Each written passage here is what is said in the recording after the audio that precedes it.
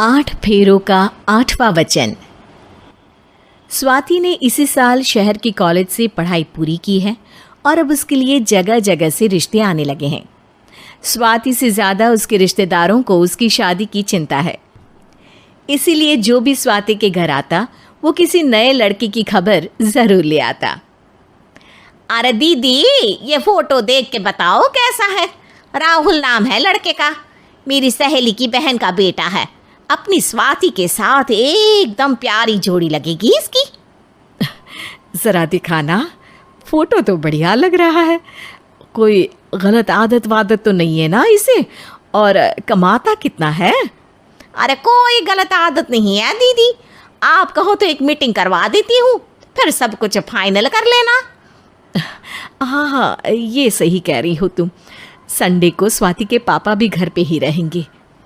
बुआ फिर वहाँ से चली जाती है और रात को स्वाति की माँ उससे कहती है, स्वाति बेटा, आज कमला बुआ ने एक लड़के की फ़ोटो दिखाई है। संडे को वो लोग मिलने आ रहे हैं, तैयार हो ना तुम बेटा। अरे मम्मी, आप कहाँ कमला बुआ के चक्कर में आ जाती हो? अभी इतनी जल्दी कोई शादी वादी नहीं करनी है मुझे। अरे बेटा, अच्छा लड़का है, बुआ जानती है उसे अच्छे से। हाँ स्वाति बेटा, एक बार मिल तो लो, बाद में देखेंगे आगे क्या करना है। वैसे तो कमला रिश्ता लाई है तो मना करने का तो कोई सवाल ही नहीं उठता। संडे की सुबह होती है और कमला बुआ राहुल और उसके मम्मी पापा को लेकर स्वाति के घर आती है। अरे आइए आइए भाभी, इसे अपना ही घर समझिए, इनसे मिलिए। ये मेरे भैया और ये मेरी भाभी हैं। नमस्ते भाभी जी, ये है हमारा लड़का राहुल, सरकारी नौकरी की तैयारी कर रहा है ये। वैसे आपकी बेटी कहाँ है? अरे स्वाति बेटा, बाहर आ जाओ।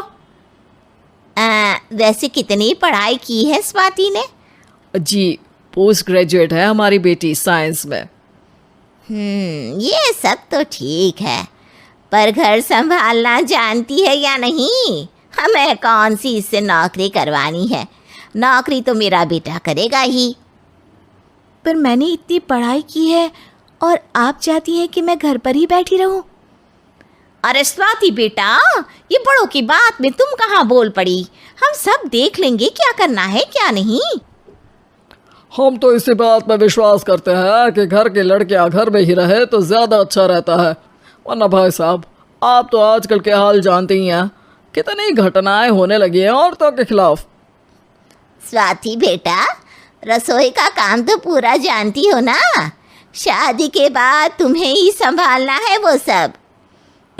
अरे बहुत अच्छा खाना बनाती है ये, आप सब लोग इसकी तारीफ करते नहीं थकेंगे। लो भाई, हो गई मीटिंग, अब शादी की तारीख फाइनल कर लेते हैं, क्यों भैया? भाई, हम तो पंडित जी से चर्चा करने के बाद ही तारीख फाइनल करेंगे। सालों से हम उनकी बातें मानते हुए आ रहे हैं। लड़के वाले और कमला बुआ की बातें सुनकर स्वाति एकदम नाराज़ हो जाती है और उसे लगने लगता है कि शादी के बाद उसे घर पर ही बैठना पड़ेगा। लेकिन घर वालों के आगे उसकी एक नहीं चलती और उसे शादी के लिए हाँ कहना पड़ता है। शादी का दिन आ जाता है और सब मंडप में जमा होते हैं। अब फेरों का समय हो गया है, अब कन्या अपने वर से 7 वचन मांगेगी। आप किसी धार्मिक आयोजन में जाएं तो मुझे भी ले जाएंगे। आप मेरे माता पिता का भी बराबरी से सम्मान करेंगे, हमेशा मेरा साथ निभाएंगे। आपको दोनों परिवार की जिम्मेदारियां बखूबी निभानी होगी। हर ज़रूरी बात में मेरी भी राय लेंगे। आप सभी गलत आदतों से दूर रहेंगे। आप मेरे अलावा किसी और औरत से कोई गलत संबंध नहीं बांधेंगे। ये 7 वचन पूरे हुए, वर क्या तुम्हें ये सारे वचन मंजूर है? जी हाँ पंडित जी, मैं सारे वचन अच्छी तरीके से निभाऊंगा। अरे वाह वाह, बढ़िया तरीके से सब काम संपन्न हो गया।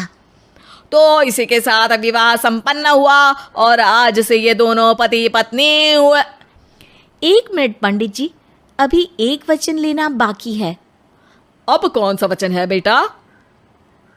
मैं अब हमेशा के लिए किसी दूसरे घर में जाने वाली हूँ, तो पति के अलावा मैं अपने सास ससुर से भी एक वचन लेना चाहूँगी।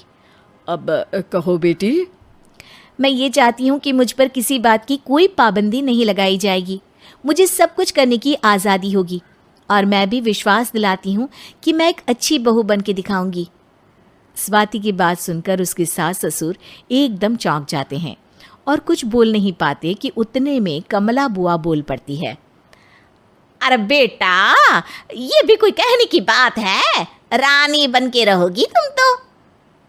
वचन देने से पहले सोच लीजिए, क्योंकि शास्त्रों में वचन ना निभाने वालों के लिए नरक से भी बदतर सजा लिखी है। स्वाति की चालाकी से वहाँ मौजूद सब लोग प्रभावित हो जाते हैं और लोगों में बदनामी ना हो जाए, इस कारण स्वाति के सास ससुर को उसे वचन देना पड़ता है।